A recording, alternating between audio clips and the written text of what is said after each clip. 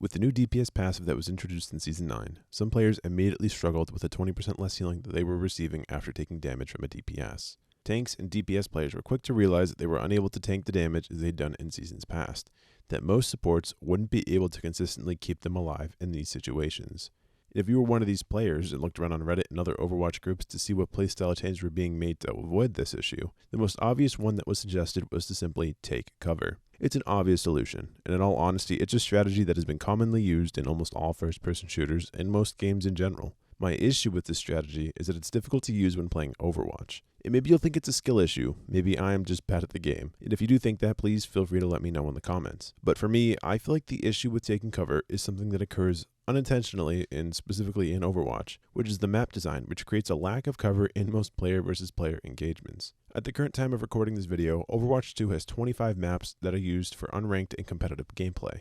8 of these maps are escort maps, 7 are hybrid maps, 7 are control maps, and 3 are push maps. And while this lack of cover isn't present in every map, it is present in some. My first example would be on Havana, which was released on May 7th, 2019 back in Overwatch 1. And if you're familiar with the map, you already know how tough it can be to make it to the first checkpoint, with the enemy team nearly having a line of sight into your spawn and holding the high ground as soon as you begin to push the payload. In Overwatch 1, this push is a little more manageable because you had 2 tanks to essentially shield the team forward. But now in Overwatch 2, I've been in plenty of games where teams struggle to take the first checkpoint. You're offered minimal cover to the left and right of the payload, both of which offer a way to get closer to the enemy's position, but still make it difficult to progress the payload at the same time.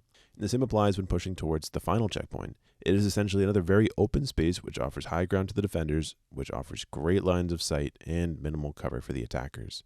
Another example would be the first point on Numani, which is a hybrid map that was released in May of 2016.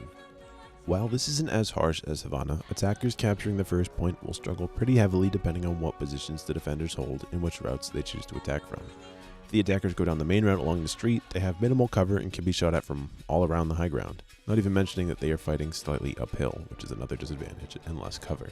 Going on the far left route into the first point leaves you exposed again to those on the high ground with minimal cover. Going underneath through the little cafe area brings you directly to the point, but leaves you exposed again to anyone holding the high ground. The one final route that you can take is to attempt to take the high ground, which involves pushing through a narrow hallway into the defenders, which can have mixed results.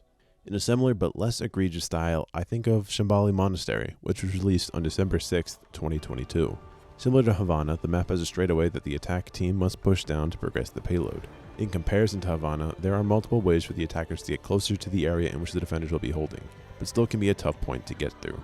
And after pushing through this initial point, the defenders are once again given the high ground, and all the attackers can do is play the corner as they attempt to hold cover and push the payload to the capture point. And the final map that I'll mention, and the one that people probably expected to see here the most, is Junkertown.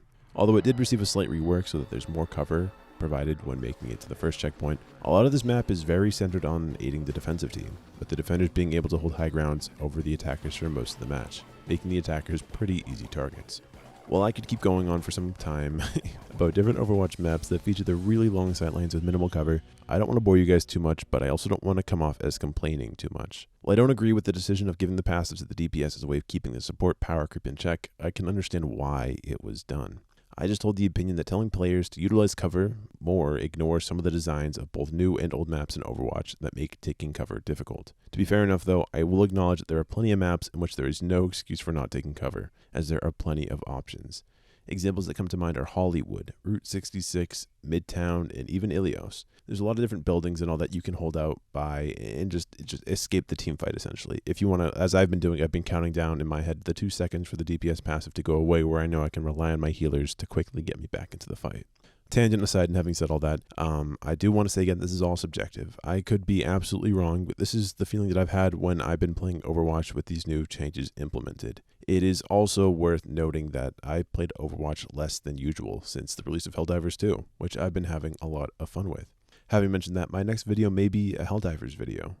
It'll be like the same little essay style as my normal content, so if that's something you'd be interested in, please let me know. And of course, please let me know what you guys think. Do you agree, disagree? Am I complaining about nothing? Is this a skill issue? Let me know.